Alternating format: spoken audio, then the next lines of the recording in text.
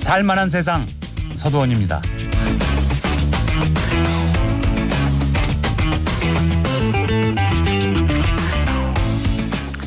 정부의 제1차 지방시대 종합계획이 확정됐습니다.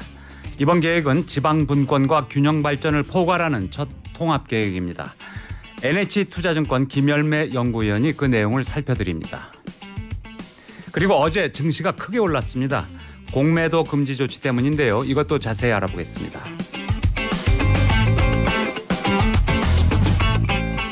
꿈의 암 치료로 불리는 중입자 치료기가 국내에 도입돼 관심이 뜨겁습니다. 방사선 종양학과 위찬우 교수와 이야기 나눠보겠습니다.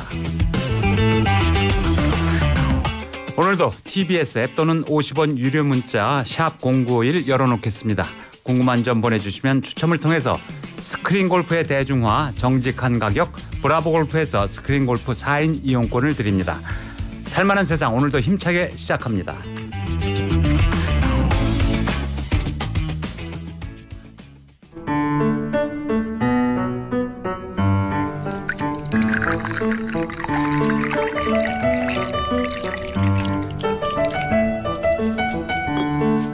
따뜻한 차 한 잔과 함께 만나는 이 사람, 서두원의 티타임입니다.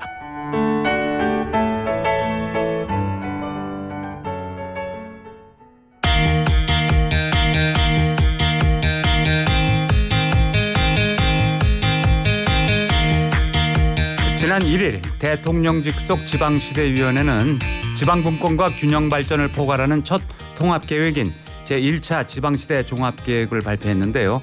주목되는 내용들이 많습니다. NH투자증권 김열매 연구위원과 전화 연결되어 있습니다. 김 위원님 안녕하십니까? 네, 안녕하세요. 네, 지방시대 계획 설명에 앞서서 증시부터 여쭤보겠습니다. 어제 주식시장이 급등했는데요. 공매도 금지 조치 때문이죠? 네, 그렇습니다. 네, 전일 코스피가 5.66% 그리고 코스닥이 7.34%포인트 급등했고요. 오늘은 조금 하락하고 있습니다. 오전 시황은 좀 떨어지고 있군요. 네, 오늘은 코스피가 2% 정도 그리고 코스닥은 1% 내외로 하락하고 있습니다. 그런데 어제 오른 게 공매도 조치 때문이죠? 네, 아무래도 공매도를 금지한다라는 조치가 주식시장의 급등 요인으로 작용했다라고 해석하고 있습니다. 공매도가 뭔지부터 자세히 설명해 주시죠. 네, 공매도라는 거는요, 영어로는 숏셀링이라고도 하는데요. 숏이라고 하면 주가가 내려갈 거라고 베팅하는 것을 의미를 합니다. 쉽게 얘기하자면은 주식을 미리 빌려서 현재 가격으로 매도를 한 다음에 나중에 빌린 만큼의 주식을 상환해서 결제를 완료하는 방식을 공매도라고 합니다.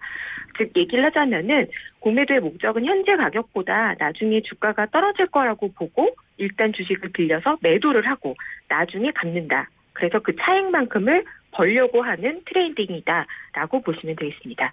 네, 주식을 빌려서 사는 행위인데 이거 이제 떨어질 걸로 예상하고 이제 사는 거다 이거죠. 네. 그럼 그렇죠.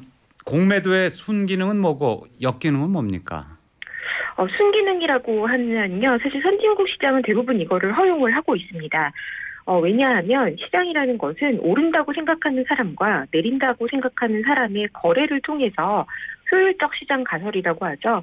적정 가격을 찾아갈 수 있는 기능이 있다라고 보기 때문에 누군가는 매도를 할 수도 있다. 주식이 없어도 먼저 매도를 하고 그 다음에 상환을 하는 것도 선진국 대부분 허용을 하는 순기능이라고도 보고 있습니다. 네. 하지만 이제 역기능이라고 하면요. 주식을 먼저 빌리고 나중에 갚아야 되는데 이거를 빌리지 않고 하는 불법 무차익 공매도 사례가 적발이 되기도 했고요. 그리고 이것은 이제 빌려서 하는 거다 보니까 채무 불이행 리스크가 있습니다. 주식을 빌렸으면은 갚아야 되는데 갚지 않는 채무 불이행 리스크가 있다는 거죠. 그리고 심리적으로도요. 이제 공매도를 조금 개인 투자자들이 싫어하시는데 왜 그러시냐면 공매도가 늘어났다라는 얘기는 주가가 하락할 것이라고 보고 공매도를 하는 주체가 늘어났다. 그러면 심리적으로 뭔가 시장이 나빠질 것이구나라는 악재로 보는 그런 영향이 있다는 거죠. 그래서 이 부분을 개인 투자자들은 좀 좋지 않게 보는 경향이 있습니다. 공매도는 그러니까 주식을 빌려서 사는 것만 공매도라고 보는 거죠? 네, 그렇습니다. 네. 물론 이제 무차입이라고 해서 그 차익만큼만 결산하는 방식도 있는데요. 네. 여러 조건들이 있어서 요거를 좀 불법적으로 하는 사례가 좀 문제가 되는 경우라고 할 수 있습니다. 공매도 금지 이번이 처음은 아니죠? 네, 그렇습니다. 과거에도 대한민국에서는 3번의 공매도 금지 기간이 있었고요.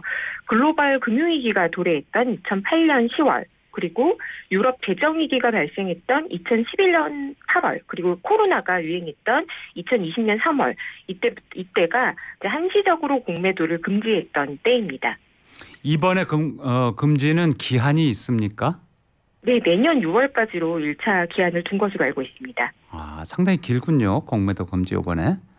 네. 그러면 과거에도 대체로는 좀 몇 개월을 두는 경향이 있었습니다. 네. 공매도를 금지했다. 그러면 외국의 큰 손들이 환영을 하나요?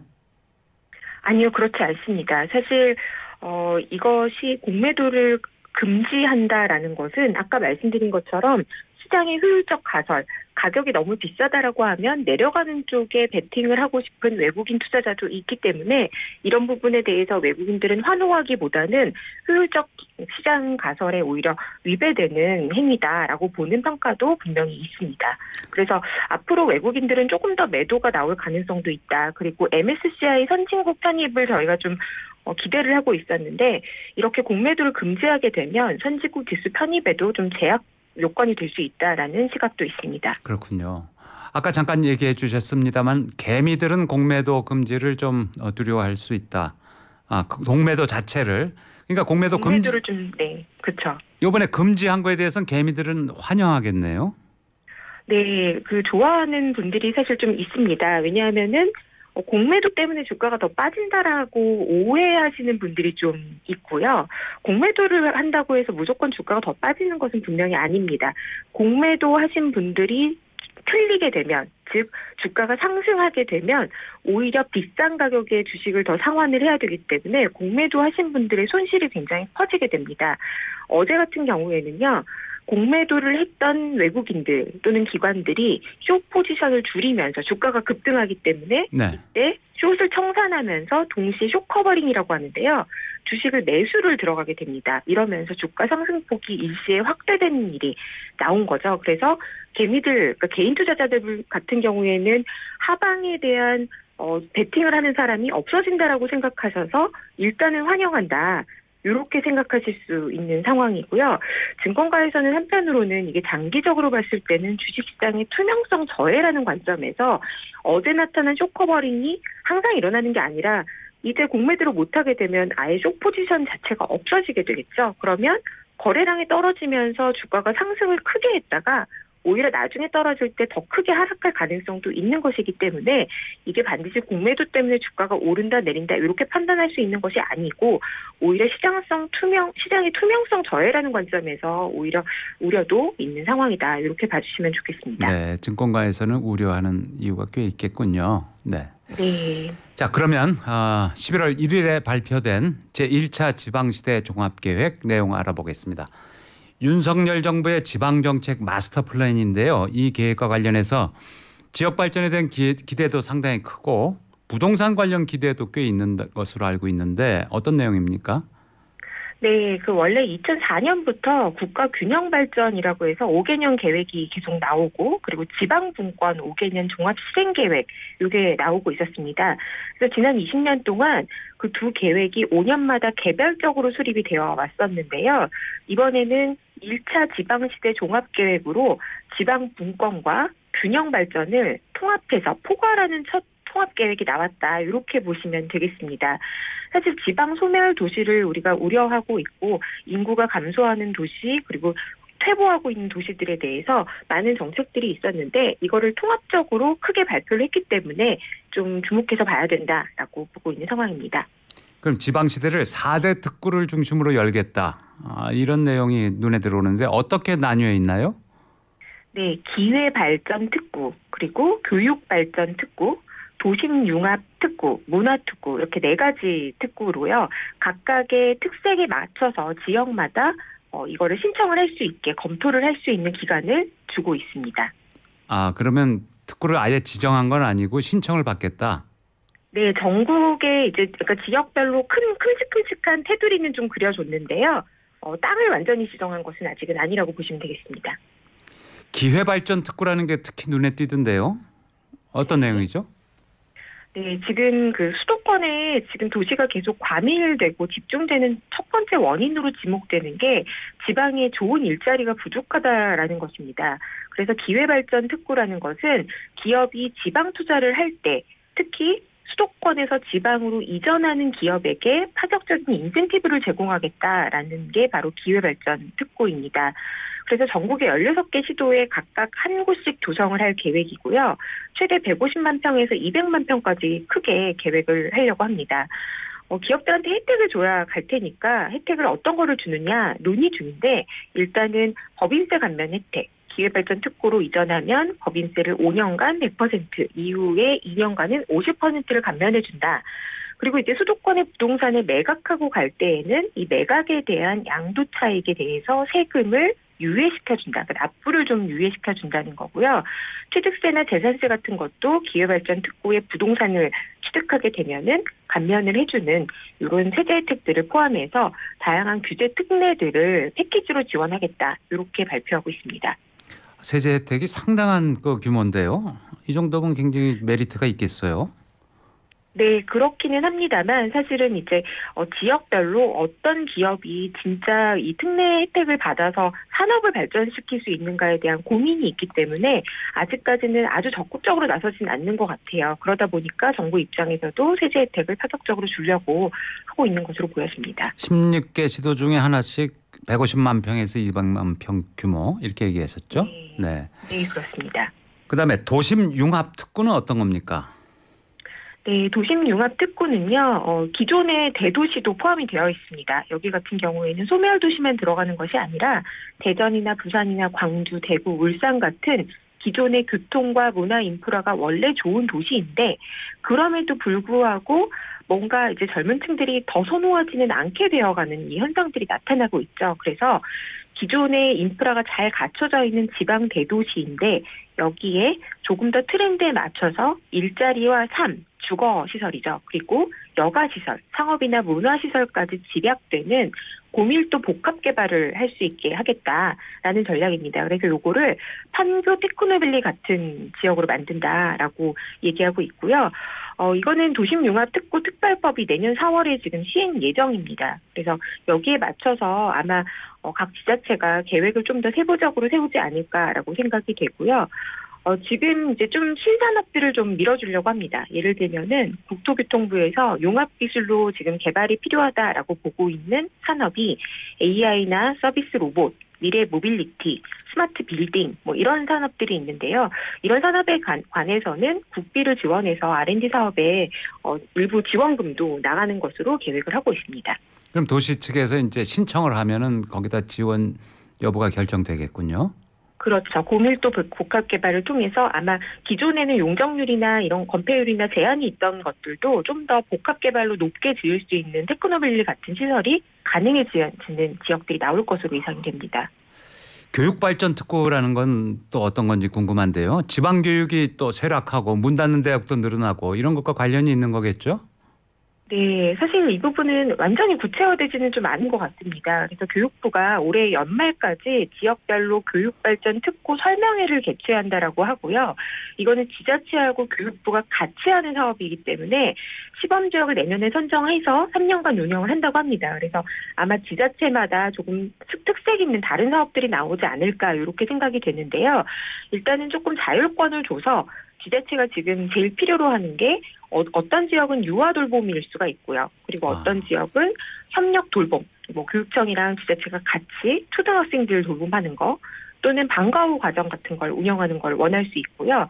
아니면은 아예 지금 대학교 같은 경우도 지금 지방 대학들이 소멸되고 있는 게 화두이기 때문에 우수 지역 대학을 30개교 정도로 집중 육성하겠다. 이런 내용들도 같이 들어가 있고요. 또 앞서 말씀드렸던 기업과 연계를 해서 교육 특구하고 대학하고 지역 기업들이 같이 협력할 수 있는 사업들도 모색을 한번 해보자라고 지금은 초기 단계 논의를 하고 있는 걸로 알고 있습니다. 네. 그러니까 교육발전특구는 이제 교육부와 협의해서 테스트 기간이 좀 있겠군요. 네. 네, 그렇습니다. 그럼 문화특구는 어떤 겁니까? 네, 문화특구는요, 기존에도 이제 문화 사업들을 여기저기서 많이는 하고 있습니다. 그런데, 이제 문화산업이나 관광이나 전통, 이런 지역별 특색이 있는 문화 자원이 있는 지역들을 육성을 해주는 그런 특구라고 할 수 있는데요. 13개 문화특구 대한민국 문화도시를 지정을 해서 3년간 도시별로 최대 200억 원, 지방비 50%를 지원을 해준다라는 계획입니다. 여기서 또 특색이 좀 있는 것은요, 지역에 이게 이제 공공 특성만 있는 게 아니라 로컬 브랜드, 커피 브랜드나 이런 것들도 지방에 가면 유명한 데가 있지 않습니까? 네. 그런 사례를 예시를 들면서 이런 이제 상업시설들이 오히려 지역을 살리는데 상당히 기여를 한다. 그래서 로컬 브랜드의 창의적인 소상공인을 창업부터 혁신 유니콘 기업이 될 때까지 단계별 지원을 하겠다라는 계획도 들어가 있습니다. 13개 문화특구를 만들어준다. 이것도 지역에서 신청을 하면 받아서 심사를 하는 건가요? 그렇죠. 네, 맞습니다. 네. 그럼 과거에도 이런 문화 관련 지원도 있지 않았습니까? 과거와 좀 차별성이 있나요? 사실 이게 얼마나 차별성이 있는지는 앞으로 좀 지켜봐야 될 필요가 있을 것 같고요. 5개년 계획은 사실 그야말로 이 4개 특구에 대한 컨셉과 중앙정부가 지자체를 어떻게 지원해주겠다라는 큰 계획이 나왔다라고 보시면 되고, 세부적인 계획들은 말 그대로 지자체가 또 이 주도하고 있는 정부 기관과 협력을 해서 만들어가는 것이기 때문에 네. 기존의 문화시설 같은 경우에도 문화관광부에서 하는 사업들이 있고 지자체에서 하는 사업들이 있었던 거죠. 요거를 좀 더 통합해서 제시한 큰 계획이다라고 봐주시는 게 좋을 것 같습니다. 네, 지금 4가지 설명해 주셨는데요. 기회발전특구, 네. 도심융합특구, 교육발전특구, 문화특구. 네. 이런 계획들이 지금 국회 쪽에서 논의되고 있는 서울 확장론, 이것하고 상충되는 건 아닐까요? 네, 이 부분이 그렇게 보실 수도 있을 것 같습니다. 근데 사실은 이게 김포에 대해서 제가 이제 이거는 이 초기 논의가 되고 있는 단계인 걸로 알고 있고, 사실 제가 이제 금융기관에 소속돼 있는 입장에서 이거는 제 개인 사견인데요. 네. 아직 이것은 확정된 단계가 아니라 초기 논의가 아닐까라고 개인적으로는 보여지는데요. 아직까지 언론에 나온 걸로 봐서는요. 일단 1차적으로 메가시티라는 개념의 서울 확장론은 새로 나온 개념은 아니고 지금까지 계속해서 얘기가 되었던, 실제로 서울은 수십 년 역사 동안 커져왔으니까요. 그런 네. 개념이라고는 볼 수 있습니다. 그런데 이게 이제 지방 균형이랑 충돌하느냐, 충돌하게 될 수도 있고 충돌하지 않을 수도 있죠. 어떻게 하느냐가 굉장히 중요할 텐데요. 충돌할 거라고 보는 시각이 있는 것은 서울을 이렇게 키워버리고 수도권을 키워버리면 지방은 뭐가 되느냐인데, 사실은 수도권 안에서도 쏠림이 일부 있는 것은 사실입니다. 그렇죠. 서울과 수도권의 격차도 있죠. 그래서 지금 경기 북부 같은 경우가 수도권 안에서 좀 인구 밀도가 좀 떨어지는 편이고 교통도 좀 불편한 편인데요. 경기 북부가 특별자치도를 추진하면서 그러면 경기도가 북부랑 남부가 나뉘게 되면 김포는 어디에 들어가느냐, 이런 논의가 된 걸로 이제 알고 있는데요. 이거는 결국에는 수도권조차도 균형 발전을 이루자는 측면에서 나온 거지, 서울만 무조건 키우자는 거는 분명히 아니어야 하고, 어떤 취지에서 나온 것까지는 제가 알 수는 없지만 앞으로 논의되는 과정에서는 분명한 것은 수도권도 균형 발전을 위해서 논의하는 것이어야 하지, 이것이 어느 지역만의 특혜로 가서는 당연히 안 될 것이다. 이것을 나온 배경 자체가 경기 북부가 수도권 내에서 좀 소외되어 있던 것을 이거를 특별자치로 추진하면서 나온 것이기 때문에, 그러면 원래 취지대로 경기도 북부와 남부 그리고 중간에 있는 지역들이 어떻게 조화롭게 갈 것이냐, 이게 굉장히 중요하고요. 또 하나 지금 왜 하필 김포냐라는 논의가 있는 것 같습니다. 구리도 있고 네. 하남시, 고양 여러 지역들이 있기 때문에, 그러면 이게 반드시 서울시로 편입이 되느냐 아니냐뿐만이 아니라 지금 우리가 굉장히 수년 동안 논의해왔던 GTX라던가 교통 인프라, 그리고 상하수 처리 시설, 이런 것들이 논의만 되고 속도가 더디어서 지역 주민들이 불편을 겪고 계신 일들이 많거든요. 그러면 이참에 전체적인 형평성이나 적정성을 논의하면서 잘 순환하지 못하던 사업들이 잘 흘러갈 수 있는 계기가 되는 것이 오히려 더 중요하지 않을까, 저는 그렇게 생각하고 있습니다. 그럼 한 가지만 더 여쭙겠습니다. 기회발전 특구가 특히 좀 의미가 있을 것 같은데 부동산과 관련해서 이번 계획을 보시는 분들이 많이 있거든요. 땅값이 네. 어떻게 변할 것이냐, 오르는 거 아니냐, 어떻게 네. 보십니까? 사실 지방 같은 경우에는요, 지금 소외된 지역들이 너무 많기 때문에 뭐 이게 이제 땅값이 오르는 거를 너무 이제 또 투기다 이렇게 보실 거는 아닌 것 같고, 지금 이대로 가면은 지방에서 소멸되는 도시들이 정말 계속 생길 수도 있는 상황인데요. 그래서 나온 대책입니다. 그런데 실제로 그 지자체에 적합한 기업이 대규모 투자를 지방에 해서 기업이 실제로 들어가게 되고 거기서 일자리를 창출하고 또한 이 세제 특례로 인해서 주거시설이나 다른 시설까지 같이 들어가줘서 살만한 지역이 생긴다면 당연히 부동산 가격은 그 지역에서는 올라갈 수 있겠죠. 그리고 궁극적으로는 부동산뿐만 아니라 수도권 이 외곽에서도 그러니까 지방에서도 균형 발전을 진짜 할 수 있는 계기가 될 수 있기 때문에 이 기회발전 특구에 어떤 기업들이 실제로 얼마나 투자를 해서 그 기업이 성장해 가는지 실제 일자리가 어떻게 창출이 돼 가는지 요것들을 지켜보신다면 네. 지금까지 지방 소멸을 너무 우울하게만 보셨던 분들도 또 다른 기회도 있다라는 것도 보실 수 있지 않을까 이렇게 생각이 됩니다. 네, 잘 알겠습니다. NH투자증권 김열매 연구위원과 함께 제1차 지방시대 종합계획 내용 살펴봤습니다. 김 의원님 오늘 말씀 잘 들었습니다. 고맙습니다. 네.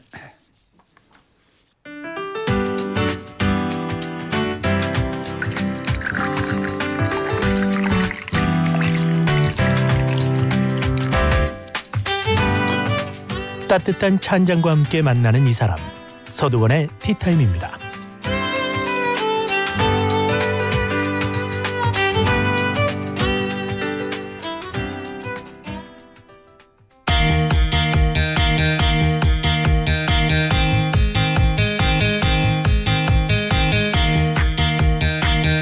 암을 치료하는 첨단 시술, 중입자 치료라고 들어보셨습니까?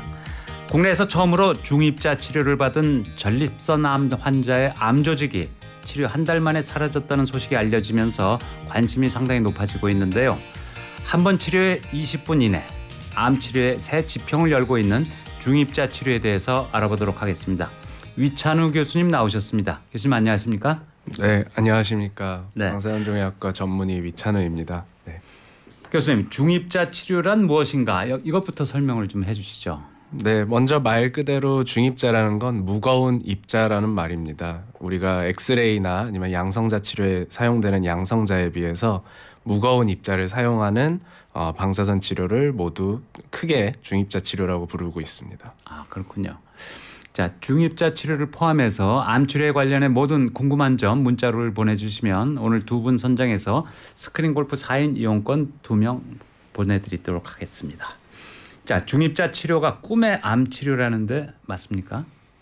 네, 뭐 모든 환자에게 적용되는 말이 아닐 수는 있더라도 기존의 여러 치료법으로 좀 효과적이지 못한 치료를 받고 계셨던 분들에겐 일부 중입자 치료가 큰 도움이 될 수 있고 그런 분들에게는 꿈이라는 말을 붙이는 게 맞을 것 같습니다. 네, 암 치료에 여러 가지 방법이 있겠지만 현재로서는 지금 현대의학에서 상당히 앞서 있는 첨단 시술이라고 볼 수 있겠죠. 네, 첨단 기술이 접목된 치료법이 맞고요. 뭐 다른 방사선 치료도 그렇지만 중입자 치료도 계속해서 발전을 하고 있는 상황입니다. 그러면 국내 중입자 치료는 정확히 언제부터 시작이 된 건가요? 네, 정확하게는 올해 4월 말에 이제 첫 환자분이 치료를 받았고요. 그 아까 말씀해주신 것처럼 전립선암 환자분이 첫 치료를 받았습니다. 지금 세계적으로는 어떻습니까? 많은 나라에서 하고 있나요? 네, 주로 이제 아시아와 유럽에서 이제 시행이 되고 있고요. 아시아에는 우리나라 포함 4개국, 그리고 유럽에는 3개국에서 시행이 되고 있고, 네, 아시아에는 뭐 한국 포함해서 일본, 중국, 대만 등에서 시행이 되고 있습니다. 미국에서는 아직 안 되고 있군요. 예, 미국은 아직 탄소 중입자 치료를 의료용으로 이제 사용되고 있는 기관은 없고 현재 설치가 진행 중입니다. 아, 설치해서 이제 네. 곧 시작한다. 약간 후진국이네요. 미국이 한국보다. 아니 뭐 그렇게. 중입자 치료에 대해서. 그런데 중입자 치료실 규모도 엄청나던데 말이죠. 이게 얼마나 들었죠? 몇 천억 원 들었죠? 네, 뭐 치료 기계 값으로만 드는 거는 아니고요. 이제 치료 기계가 들어갈 공간이라든지 여러 가지 건축 비용 그리고 유지 보수에 필요한 비용까지 하면은 대략 한 3천억 정도가 투자되었습니다. 그럼 중입자 치료라는 게 방사선 치료하고 다른 거죠, 좀? 네, 많은 환자분들도 물어보시는 질문이기는 한데요. 크게 방사선 치료 범주 안에 우리가 기존에 가장 많이 사용되던 엑스레이나 아니면 양성자 치료 같은 것도 들어가고 또 다른 한 종류의 방사선 치료로 중입자 치료를 이해하시면 될 것 같고 그 중입자 치료 중에서는 의료용으로 가장 흔하게 사용되는 게 탄소 중입자라서 이제 탄소 중입자 치료 이런 식으로도 뭐 많이들 들어보셨을 거로 생각됩니다. 그럼 중입자 치료의 특징은 뭡니까? 장점은 뭐고 이런 것들 궁금한데요. 네, 중입자 치료의 장점과 특징은 크게 이제 물리학적인 부분이랑 생물학적인 부분으로 나눠서 설명을 드릴 수 있을 것 같은데요. 물리학적으로는 비교적 우리가 좀 더 원하는 위치, 즉 종양이나 암세포가 되겠죠. 그 부분에만 조금 더 집중해서 큰 에너지를 전달하고 그 이외의 부분에는 좀 방사선이 적게 조사되게 하는 물리적인 특징이 있을 거고 그러니까 건강한 세포는 덜 해치게 된다. 네, 그렇죠? 그렇게 예. 볼 수 있습니다. 그리고 생물학적인 부분에선 아무래도 아까 말씀드린 것처럼 굉장히 무겁고 큰 입자로 암세포의 DNA를 때리는 거기 때문에 그 DNA에 입힐 수 있는 손상도 그만큼 높아질 수 있다고 보시면 되겠습니다. 암세포 파괴력은 더 세다. 네, 생물학적인 효과가 한 2~3배 정도로 보고는 있습니다. 정확성도 얘기할 수 있을까요? 네, 정확성은 사실 이제 아까 말씀드린 물리적 특징도 들어갈 수가 있겠고 실제 이 중입자를 조사하는 과정에서 환자에게 조사하는 과정에서 정확하게 조사하는 거는 기존에 이제 다른 방사선 치료에서 사용되던 여러 가지 영상을 통한 뭐 자세 교정이라든지 이런 여러 가지 도구를 사용해서 비슷하게 시행이 되고 있고 네, 아무래도 에너지를 전달하는 위치 측면에서 조금 더 정확성이 부각된다고 볼 수 있겠습니다. 조사라는 건 이게 쪼인다는 거죠. 네, 맞습니다. 그럼 중입자 치료 부작용은 없을까요? 네, 물론 중입자 치료도 부작용이 있을 수는 있고요. 그러니까 환자분들께서 오해하시는 것 중에 하나는 중입자 치료는 부작용이 전혀 없다라고 말씀을 물어보시는 분들이 많은데 물론 부작용이 있을 수 있고 하지만 아까 말씀드린 그런 물리학적 특성을 이용해서 우리가 보호하고자 하는 장기들을 최대한 중입자가 들어가지 않도록 계획을 세우는 것은 가능합니다. 아, 네. 그런데요, 중입자 치료가 젊은 사람보다는 좀 연세 있는 분한테 더 좋다. 뭐 이런 얘기 들었어요. 맞습니까? 네, 뭐 그거를 이제 직접적으로 둘을 비교해서 진행된 연구는 제가 알기로는 없을 텐데요. 이제 아무래도 연세가 많은 노인분들은 부작용에 조금 더 취약할 수 있기 때문에 그런 측면에서 좀 더 안전한 치료로 생각을 해볼 수는 있을 것 같습니다. 아, 다른 치료보다는 더 안전하니까. 네. 그러면 중입자 치료가 가장 효과적인 환자는 어떤 환자일까요? 네, 일단 요약해서 말씀을 드리면 기존 치료로 좀 만족스럽지 못한 효과를 보던 암종들에서 제일 효과적이라고 볼 수 있을 것 같고요. 방사선의 저항성을 갖고 있는 뭐 뼈나 아니면 근육 등에 생기는 육종 이런 것들은 방사선에 굉장히 잘 안 듣는 종류이거든요. 그런 분들에게도 도움이 될 수 있고 또 췌장암이나 아니면은 또 이 머리 쪽에 있는 기존 방사선 치료에 잘 안 듣는 그런 어떤 세포 종류들에는 중입자가 조금 더 암세포 살상면 측면에서는 효과를 크게 볼 수 있지 않을까 생각됩니다. 네, 지금 다양한 분야의 이제 암세포를 설명해 주셨는데 그렇지만 현재 국내에서 이걸 사용되고 있는 거는 전립선 안에만 현재는 국한되고 있죠. 네, 지금까지는 전립선암 환자들만 치료를 하고 있고 아마 내년 중으로는 다양한 암종으로 확대가 될 걸로 생각하고 있습니다. 아, 그렇군요. 중입자 치료 시간이 20분 맞습니까? 네, 뭐 15분, 20분 정도로 일단은 전립선에 국한해서 말씀드리면은 될 것 같고요. 그 중에서도 실제 방사선이 조사되는 시간, 중입자가 조사되는 시간은 뭐 한 2분 정도로 짧게 보셔도 됩니다. 그 외의 시간은 이제 정확하게 중입자를 전달하기 위해서 환자 자세나 이런 거를 사진을 엑스레이나 뭐 여러 사진 등을 통해서 정확하게 맞추는 그런 과정들이 굉장히 정밀하게 이루어져야 되기 때문에 그 네. 과정까지 합하면 20분 정도가 될 것 같습니다. 마취는 안 하고 하는 거죠? 예, 마취는 필요 없습니다. 네. 자, 교통정보 듣고 돌아오겠습니다. 11시 30분 지나고 있습니다. 당신이 있는 곳에 TBS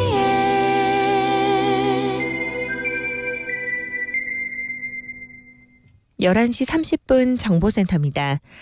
강변북로 구리방면 반포대교 부근 2차로 고장차가 서 있습니다. 이 고장차 때문에 뒤쪽으로 지장을 받고 있는데요. 성산대교 부근에서 반포대교까지는 쭉 정체되고 있고요. 이후로 성수대교에서 영동대교까지 속도가 떨어집니다. 강원도 올림픽대로 하남 방면 여의하류 부근부터 반포대교까지 밀리고요. 한남대교에서 청담대교까지도 속도가 떨어져 있습니다. 내부순환로 성수분기점 방면으로 기름램프 부근 3차로에서 공사하고 있습니다. 뒤쪽 홍지문터널 부근에서 기름램프까지 정체되고 있고요. 동부간선도로 의정부 방면 월계 1교에서 창동교까지 시속 30km 미만으로 정체되고 있습니다. 고속도로 중에서는 경부고속도로 서울 방면 시구간 양재에서 반포까지 밀리고요.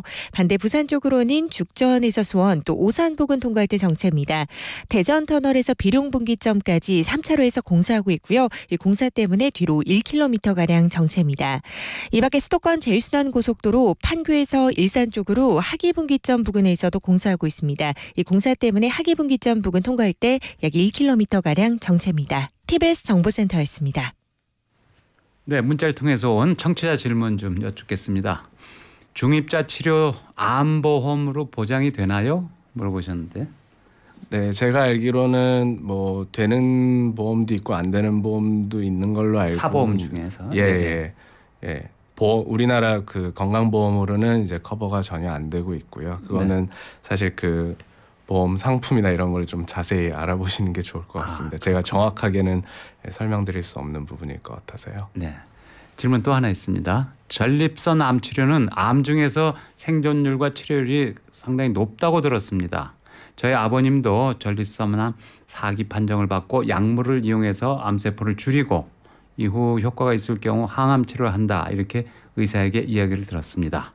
만일 중입자 치료를 받는다면 치료 비용과 기간에 대해서 알고 싶고요. 환자가 감당해야 하는 고통은 항암 치료 대비 어느 정도인지 조금이라도 알고 싶습니다. 네, 그 아주 중요한 질문인 것 같고요. 비용은 지금 전립선암에 국한해서 설명을 드리면 현재는 이제 5천만 원이 전체 치료 과정에서 이제 부담되는 비용이 될 것 같고, 만약에 필요에 따라서 중간에 계획을 조금 변경해야 되거나 그러면 좀 추가 비용이 발생할 수도 있습니다. 하지만 아마 앞으로의 다른 암종으로 확대됐을 때의 비용 같은 거는 다시 좀 조절이 필요할 것 같고, 그런 것들이 사실 많은 환자들한테는 또 부담이 되는 비용일 수도 있어서 뭐 보험이나 그런 거에 대한 문제는 이제 차차 해결해 나가야 될 것 같고요. 그 항암 치료에 비해서 중입자 치료가 이제 부작용의 종류가 다르게 되고 완전히 항암 치료의 효과를 또 대체할 수 있는 건 또 아닙니다. 중입자 치료라고 해서. 그래서 여러 가지 생길 수 있는 그런 부작용이나 효과 등에 대해서는 이제 방사선종양학과 전문의와 상의를 하셔서 더 적절한 암종별 치료를 선택을 하시는 게 좋을 것 같고요. 전립선암 치료는 지금 12회 주 4회 치료로 총 3주 치료를 하고 있습니다. 그래서 내년에 이제 시작될 다른 암종들의 치료 같은 경우에는 뭐 한 번으로 끝나는 치료도 있고 또 4주나 조금 더 길게 긴 기간 동안에 받아야 되는 치료도 있는데, 전반적으로는 기존의 방사선 치료보다는 치료 기간이 조금 짧다고 볼 수 있을 것 같습니다. 현재로서는 전립선암 주 4회에서 3주간 12번 네, 맞습니다. 치료를 받는데 패키지로 해서 지금 5천만 원 정도. 네, 맞습니다. 한 번 할 때 이제 한 2분 3분 정도 쪼이는데 전체 시간은 한 20분 보시면 되고. 네, 맞습니다. 근데 치료 시간이 왜 이렇게 짧은지 중입자 치료의 원리 어떤지 궁금한데요. 네, 중입자 치료의 원리는 아까 말씀드린 가장 흔하게 사용되는 탄소 중입자에 국한해서 설명을 드리면 탄소 그 이온 소스에서 탄소 이온이 나오고 그거를 빛의 속도의 한 70에서 80% 정도의 굉장히 빠른 속도로 가속을 시키는 가속기를 거쳐서 각 치료실에 전달이 되게 됩니다. 그러면 환자 신체 외부에 있는 치료기기에서 그 이온이 실제로 나와서 환자 몸속으로 들어가게 되는 거고, 아까 물리학적인 특성을 이용해서 암세포에만 조금 더 훨씬 많은 에너지를 전달할 수 있는 그런 치료 계획을 잘 수립해서 전달을 하는 게 중요할 것 같습니다. 네. 지난 4월부터 시작했다고 말씀하셨는데요. 지금까지 몇 분이나 환자 치료를 받았습니까?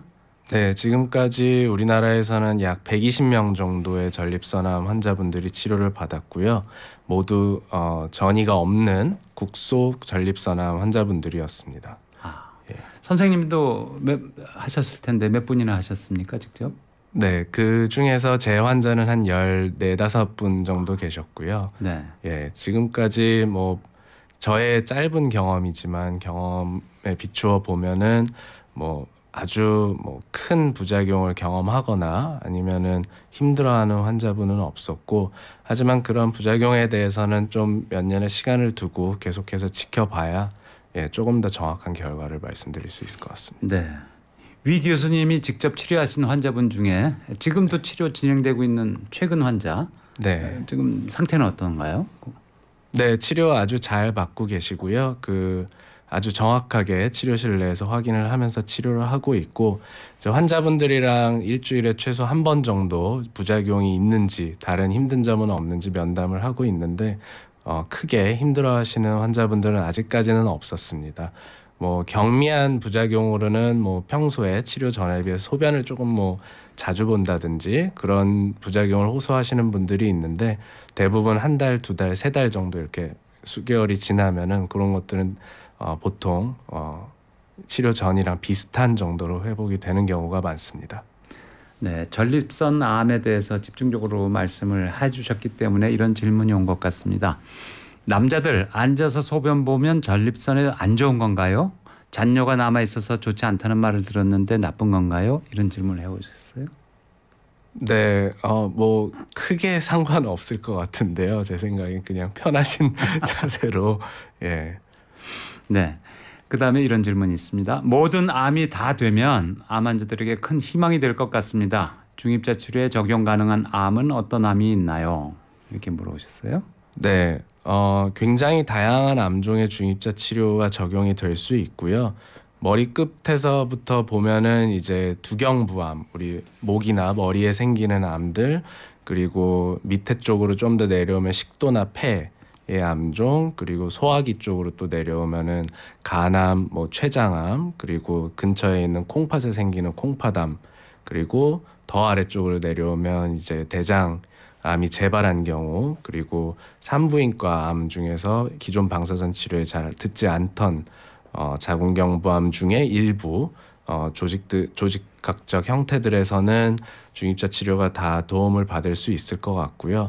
아까도 말씀드린 것처럼 뼈나 이 근육이나 어떤 연부 조직에 생기는 육종 계열들이 또 굉장히 방사선 치료에 잘 저항성을 갖는 그런 세포 형태이기 때문에 중입자 치료로 또 효과적으로 적용을 할 수 있을 것 같습니다. 네. 현재는 전립선 암에만 쓰고 있지만 내년 이후 점점 이제 넓혀 나가겠군요. 네, 다른 맞습니다. 암 종류에도. 그런데요, 암이 다른 데로 전이가 됐다. 이런 경우는 어떨까요? 이것도 중입자 치료로 거길 찾아가서 또 치료하고 이런 게 가능할까요?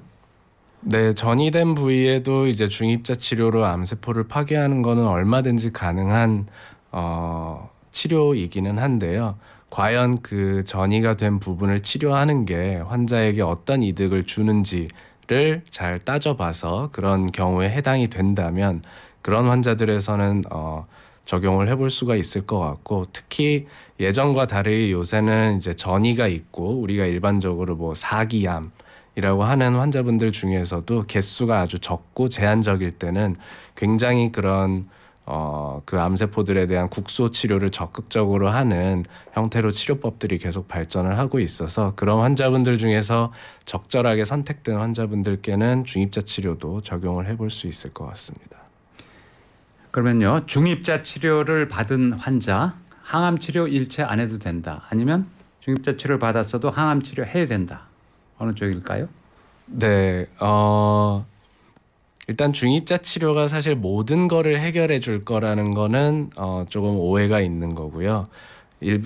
전립선암을 예로 들어 설명을 드리면 기존의 방사선 치료를 받을 때도 이제 어떤 조직 검사 결과라든지 아니면 전립선 특이항원 수치, 피검사에서 볼 수 있는 그런 수치에 따라서 호르몬 치료를 병용하는 게 더 치료 효과가 좋은 환자 위험군들이 있습니다. 그래서 그런 경우에는 중입자 치료를 받더라도 호르몬 치료를 병용해야 되는 경우가 있을 수 있고 또 기존에도 항암 치료가 좀 꼭 필수적이고 효과적이었던 여러 암종들에서는 중입자 치료를 하더라도 항암 치료를 추가하는 게 도움이 되는 경우가 있을 수 있고 대표적인 경우로는 이제 췌장암이 그렇다고 볼 수 있겠습니다. 췌장암. 네. 네. 췌장암 굉장히 위험한 건데 그렇게 알고 있는데요. 네. 저 청취자 질문 하나 또 여쭤볼게요. 현재는 국내에서 한 달에 몇 명이나 치료를 받을 수 있는 건지 궁금합니다. 네, 저희가 일반적으로는 이제 하루에 치료받는 환자분들 숫자는 15명에서 20명 정도가 되겠고요. 그래서 그거를 좀 생각을 해서 계산을 해보면은 알 수 있을 것 같고, 네, 그렇습니다. 아, 그렇군요. 이런 질문도 있어요. 남편이 탈모에 도움이 된다고 수년 동안 전립선 약을 복용하고 있는데 혹시 이게 암을 유발할 수도 있을까요? 네, 그렇다고 하더라도 탈모에 도움이 되는 약이 실제로 탈모에 도움을 받고 싶으신 거라면은 그 약을 복용을 하는 게 맞다고 봅니다. 아, 그렇군요. 네. 그렇지만 이게 전립선을 위한 약인데 그게 다른 용도로 계속 먹어도 괜찮을까요? 이런 걱정들을 하거든요. 네, 비슷한 양리 기전으로 다양한 이제 전혀 상관없어 보이는 병들에서 효과를 내는 그런 약들도 있고 탈모약 같은 경우에도 이제 남성 호르몬을 좀 억제시켜서 탈모 진행을 좀 예방한다든지 그런 원리로 사용이 되기 때문에 전립선 비대증 같은 게 생기는 거를 조금 막아줄 수 있거나 그런 경우도 있을 수 있을 것 같습니다. 아, 그렇군요. 자, 여기서 노래 한 곡 듣겠습니다. 에드 시런의 Beautiful People 들으시고요. 교통정보 듣고 돌아오겠습니다. 지금 시각 11시 42분입니다.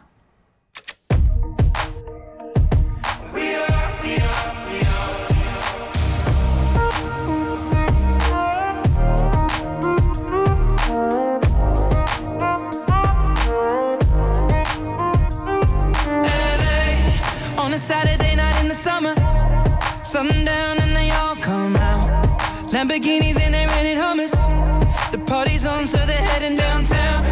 Everybody's looking for a come up, and they wanna know what you're about. Me in the middle with the one I love it. We're just trying to figure everything out. We don't fit in well, 'cause we are just ourselves. I could use some help getting out of this conversation. Yeah, you look stunning, dear, so don't ask that question here. This is my only fear, that we become beautiful people. Top designer clothes, front row fashion shows. What you do and who'd you know? Inside the world of beautiful people. Champagne and rolled up nose, prenups and broken homes. Surrounded but still alone. Let's leave the party. That's not who we are. We are not beautiful. Yeah, that's not who we are. We are not beautiful.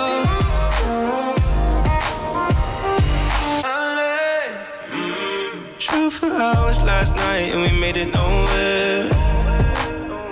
Now I see stars in your eyes when we're halfway there. Now I'm not fazed by all the lights and flashy cameras. 'Cause with my arms around you, there's no need to care. We don't fit in well, we are just ourselves. I could use some help getting out of this conversation here. Your looks stunning, please don't ask that question here. This is my only fear, that we become beautiful people. Top designer clothes, front row fashion shows. What you do and who'd you know inside the world of Beautiful people. champagne and rolled up nose, prenups and broken homes, surrounded but still alone. Let's leave the party. That's not who we are. We are not beautiful. Yeah, that's not who we are. We are not beautiful.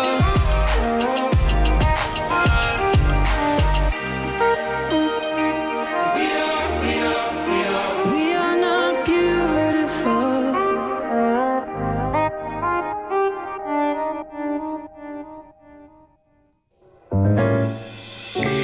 당신이 있는 곳에 TBS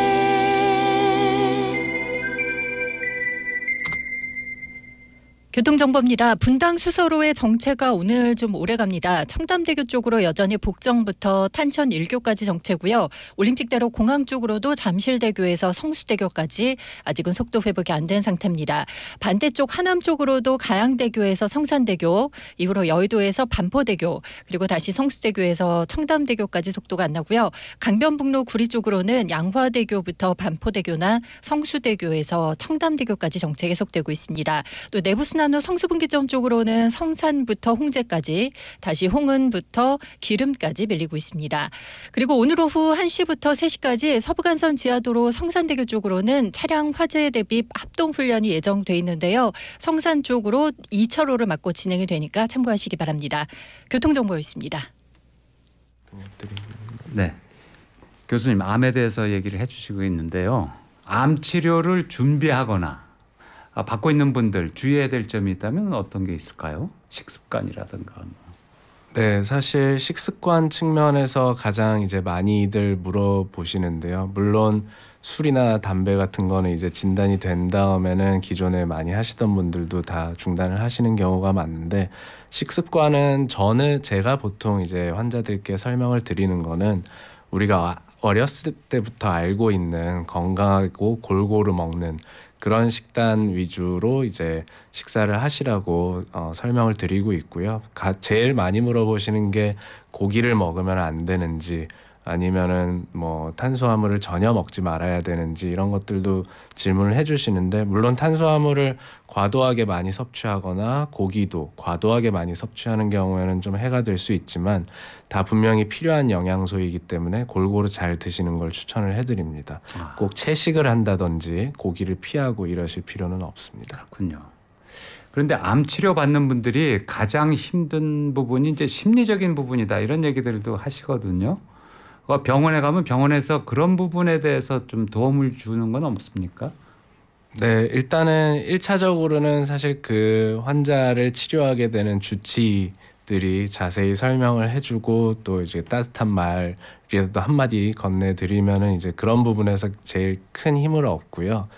간혹 이제 뭐 다른 매체나 어디서 다른 지인들께 약간은 잘못된 정보를 듣고 오셔서 이제 여러 치료법이나 아니면 본인이 유지해야 되는 생활 행태에 대해서 좀 오해를 하고 계신 부분들이 있는데, 그런 것들을 위해서 또 병원 차원에서 어떤 교육 시스템이나 이런 거를 만들어서 영양 또는 치료에 대해서 좀 더 정확한 정보를 전달을 해드리고 그런 불안감을 해소시켜드리기 위해서 노력하는 부분들도 많고요.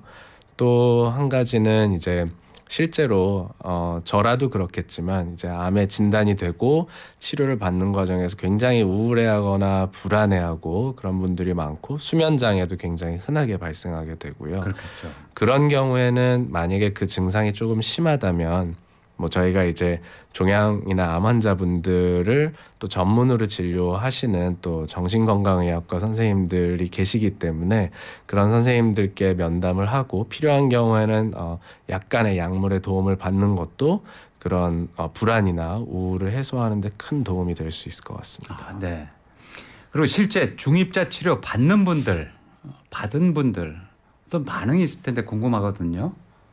네, 제가 알기로는 이제 저는 직접 들은 거는 이제 제가 치료해드렸던 환자분들한테만 들었고 주변에서 이제 다른 교수님들 얘기도 들어보면은 다들 굉장히 만족스럽고 뭐 그런 반응을 보이시는 것 같습니다. 뭐 약간의 불편함은 조금 치료 중에 어쩔 수 없이 발생을 할 수가 있는데요. 그런 것들을 제외하면은 대체적으로는 만족스러웠고 그리고 또 뭐 방사선 치료를 위해서는 입원이 사실은 필요가 없기 때문에 뭐 집에서 왔다 갔다 하는 거리가 먼 분들은 그게 제일 힘들었다는 분들도 많고요.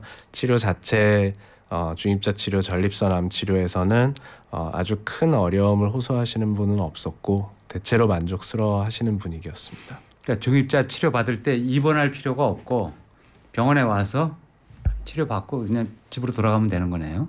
네, 맞습니다. 다음 그게 거리가 좀 길게 되면은 그게 좀 일이 될 수는 있겠죠. 다음 치료 때 또 왔다 가면 되는 거고. 네, 맞습니다. 그리고 치료 받을 때 아프거나 이제 고통 이런 것도 네, 방사선이나 중입자를 맞는 과정에서 직접적으로 느껴지는 고통은 없고요. 네. 예, 물론 그게 누적이 되다 보면 좀 부작용이 생길 수 있겠지만 치료 과정 자체가 통증이 있거나 고통스러운 거는 없습니다. 암을 이렇게 전문적으로 치료를 하시면서 어떤 보람을 느꼈거나 이런 에피소드도 꽤 계실 것 같은데요. 네, 사실 뭐 모든 환자분 한 분 한 분 치료할 때마다 많은 보람을 느끼고 또 가끔은 좌절을 할 때도 굉장히 많은데요. 현재까지 기존에 나와 있는 치료로 굉장히 성적이 제한적인 환자분들을 치료할 때는 앞으로 제가 이제 어떤 연구를 통해서 이런 환자분들께 도움을 드릴 수 있을지 고민이 많이 되기도 하고 또 좌절을 하기도 하지만 또 한편으로는 이제 치료를 해드렸을 때 예를 들면은 우리가 암세포가 뼈에 전이가 되는 경우에는 그 척추뼈 같은 경우에는 그 뼈에 전이된 게 뒤쪽으로 자라난다든지 해서 이 신경 다발인 척수라는 조직을 누를 수가 있거든요.